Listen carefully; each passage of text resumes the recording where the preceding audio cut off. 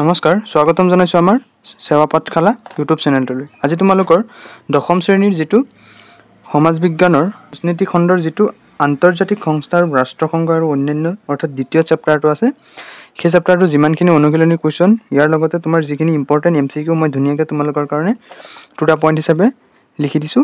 গতিকে তোমালোকে ভিডিঅ'টো চাই থাকা আৰু আমাৰ চেনেলটো ছাবস্ক্ৰাইব কৰিব নাপাহৰিবা। এতিয়া চোৱা, প্ৰথমে আমি অনুশীলনী কুৱেশ্যনখিনি কৰি লওঁ।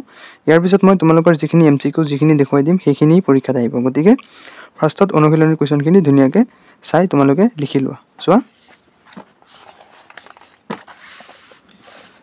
ইয়াৰে অনুশীলনীৰ অতি চমু উত্তৰৰ প্ৰশ্নৰ প্ৰথম কুৱেশ্যনটো চোৱা যে ৰাষ্ট্ৰসংঘ কিয় গঠন কৰা হৈছিল। চোৱা উত্তৰ, 1939 চনত সংঘটিত হ'ল দ্বিতীয় বিশ্বযুদ্ধ। এই যুদ্ধই অনা ভয়াৱহতা আৰু অবৰ্ণনীয় ধ্বংসলীলাই বিশ্ববাসীক ভয়াৰ্ত কৰি তোলাৰ বাবে পুনৰ চিন্তা কৰা হ'ল আৰু আন এক বিশ্ব সংস্থা গঠনৰ কথা। সেই মৰ্মে 1945 চনৰ 24 অক্টোবৰ তাৰিখে ৰাষ্ট্ৰসংঘ শীৰ্ষক অনুষ্ঠানটোৰ কি হৈছিল, জন্ম হৈছিল। এতিয়া চোৱা 2 নম্বৰ কুৱেশ্যন যে ৰাষ্ট্ৰসংঘৰ 2টা উদ্দেশ্য উল্লেখ কৰা। উত্তৰ, ৰাষ্ট্ৰসংঘৰ 2টা উদ্দেশ্য হ'ল আন্তঃৰাষ্ট্ৰীয় শান্তি আৰু নিৰাপত্তা বজাই ৰখা আৰু সমান অধিকাৰ আৰু আত্মনিয়ন্ত্ৰণৰ ভিত্তিত দেশসমূহৰ মাজত বন্ধুত্বপূৰ্ণ সম্পৰ্ক প্ৰতিষ্ঠা কৰা। এতিয়া চোৱা 3 নম্বৰ কুৱেশ্যন কি দিছে, ৰাষ্ট্ৰসংঘৰ অংগকেইটাৰ নাম লিখা। উত্তৰ, ৰাষ্ট্ৰসংঘৰ 6টা অংগ হ'ল যে সাধাৰণ সভা, নিৰাপত্তা পৰিষদ, অৰ্থনৈতিক আৰু সামাজিক পৰিষদ, ন্যায়াৰক্ষী পৰিষদ আৰু আন্তৰ্জাতিক ন্যায়ালয় আৰু ট্ৰাষ্টি পৰিষদ আৰু সচিবালয়। 4 নম্বৰ কুৱেশ্যন চোৱা যে ৰাষ্ট্ৰসংঘৰ লগত জড়িত থকা 2টা এজেঞ্চিৰ নাম লিখা। উত্তৰ, ৰাষ্ট্ৰসংঘৰ লগত জড়িত থকা 2টা এজেঞ্চিৰ নাম হ'ল আন্তঃৰাষ্ট্ৰীয় শ্ৰমিক সংঘ আৰু বিশ্ব স্বাস্থ্য সংস্থা। এতিয়া চোৱা 5 নম্বৰ কুৱেশ্যন যে নিৰস্ত্ৰীকৰণৰ সম্পৰ্কত সম্পাদিত হোৱা 2খন চুক্তিৰ নাম লিখা। উত্তৰ, নিৰস্ত্ৰীকৰণৰ সম্পৰ্কত সম্পাদিত হোৱা 2খন চুক্তিৰ নাম হ'ল পাৰমাণৱিক অস্ত্ৰ সংকোচন চুক্তি আৰু পাৰমাণৱিক অস্ত্ৰ পৰীক্ষা নিষিদ্ধকৰণ চুক্তি।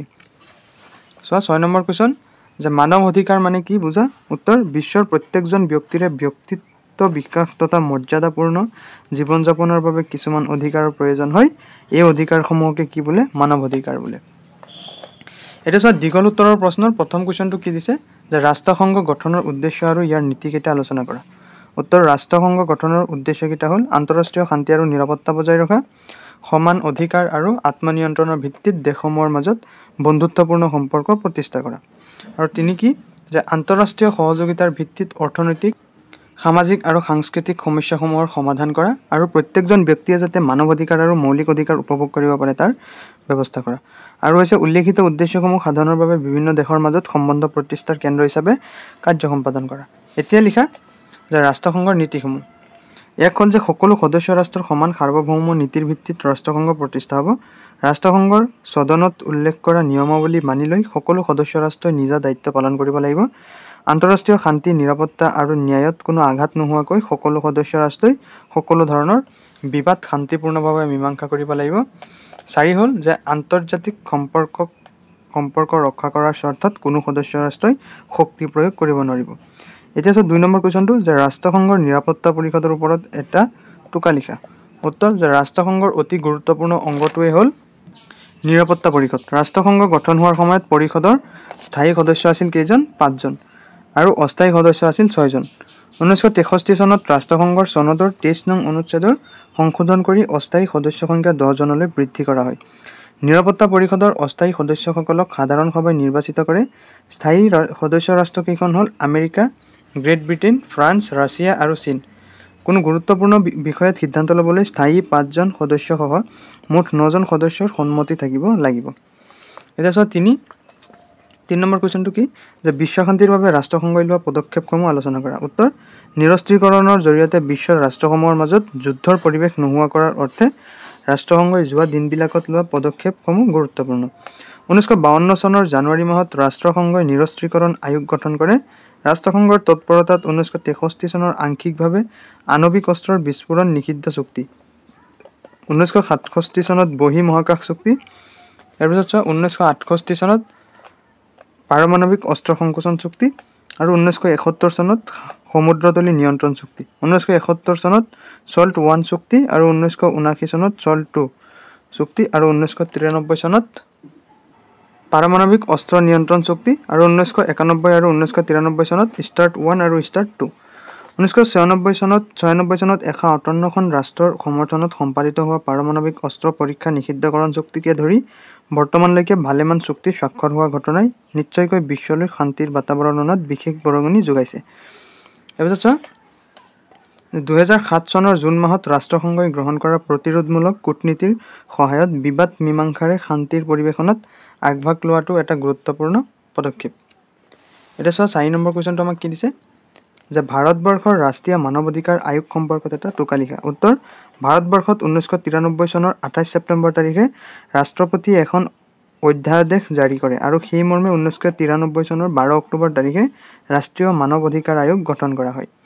এই বছৰৰে 28 ডিচেম্বৰত আগৰ অধ্যাদেশৰ ঠাইত সংসদত এখন বিধেয়ক উত্থাপিত হয়।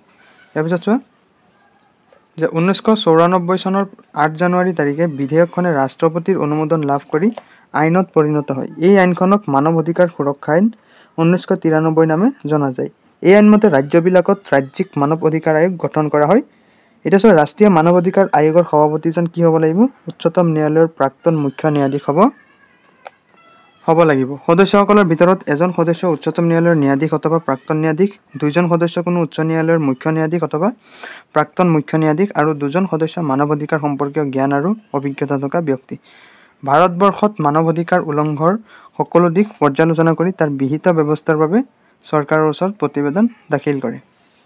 এতিয়া চোৱা 5 নম্বৰ কুৱেশ্যন যে মানৱ অধিকাৰ সম্পৰ্কত ৰাষ্ট্ৰসংঘই লোৱা পদক্ষেপসমূহ আলোচনা কৰা। উত্তৰ চোৱা যে ৰাষ্ট্ৰসংঘৰ মূল উদ্দেশ্য হ'ল বিশ্ব শান্তি, সম্প্ৰীতি আৰু মানৱ জাতিৰ কল্যাণ নিশ্চিত কৰা। প্ৰতিজন মানুহে যাতে মৰ্যাদাপূৰ্ণ জীৱন যাপন কৰিব পাৰে সেয়া নিশ্চিত কৰিবলৈ ৰাষ্ট্ৰসংঘে বিভিন্ন গুৰুত্বপূৰ্ণ পদক্ষেপ গ্ৰহণ কৰিছে। সেইবোৰৰ ভিতৰত 1948 চনৰ 10 ডিচেম্বৰত ৰাষ্ট্ৰসংঘৰ সাধাৰণ সভাই গ্ৰহণ কৰিছিল কি? মানৱ অধিকাৰ ঘোষণাপত্ৰ। এই ঘোষণাপত্ৰটো 48খন সদস্য ৰাষ্ট্ৰৰ সমৰ্থনত গ্ৰহণ কৰা হৈছিল। ইয়াত এটা প্ৰস্তাৱনা আৰু 30টা অনুচ্ছেদ অন্তৰ্ভুক্ত আছে। ঘোষণাপত্ৰটোৰ মূল উদ্দেশ্য দুটা আছিল। এক হৈছে যে বিশ্বৰ সকলো মানুহৰ মৌলিক অধিকাৰ আৰু স্বাধীনতাসমূহ উল্লেখ কৰা আৰু সন্নিৱিষ্ট কৰা। 2 আছিল যে সদস্য ৰাষ্ট্ৰসমূহে এই অধিকাৰসমূহত স্বীকৃতি আৰু সুৰক্ষা প্ৰদান কৰা।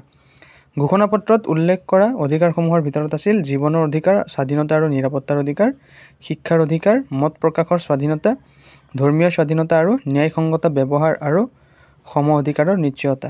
ৰাষ্ট্ৰসংঘৰ এই ঘোষণাপত্ৰই সদস্য ৰাষ্ট্ৰসমূহৰ কাৰ্যাৱলী আৰু ক্ষমতাৰ ওপৰত নিয়ন্ত্ৰণ আনে আৰু স্পষ্টকৈ কয় যে এই অধিকাৰসমূহক কোনো দেশ বা শাসকে উপেক্ষা কৰিব নোৱাৰে, কাৰণ কোনো নাগৰিকক মৌলিক অধিকাৰৰ পৰা বঞ্চিত কৰিলে বিশ্ব শান্তি বা নিৰাপত্তা ৰক্ষা কৰিব নোৱাৰি।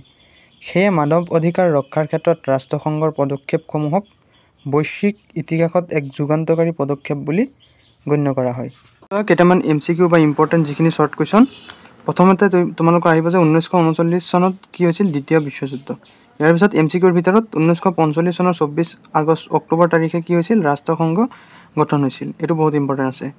ইয়াৰ পিছত 24 অক্টোবৰ দিনটো বিশ্ববাসীয়ে কি কৰে? ৰাষ্ট্ৰসংঘ দিৱস হিচাপে পালন কৰে। আৰু এটা MCQ আহিব পাৰে যে বৰ্তমান 193খন সদস্য ৰাষ্ট্ৰৰে ৰাষ্ট্ৰসংঘ গঠিত। কুৱেশ্যন আহিব যে ৰাষ্ট্ৰসংঘত বৰ্তমান কিমানখন সদস্য ৰাষ্ট্ৰ অন্তৰ্ভুক্ত? উত্তৰ 193খন। নেক্সট আহিব যে আমেৰিকা যুক্তৰাষ্ট্ৰৰ নিউয়ৰ্কত কি আছে? ইয়াৰ কাৰ্যপ্ৰণালীসমূহ হয় ৰাষ্ট্ৰসংঘৰ, হয়নে? এইটো এটা ইম্পৰ্টেণ্ট।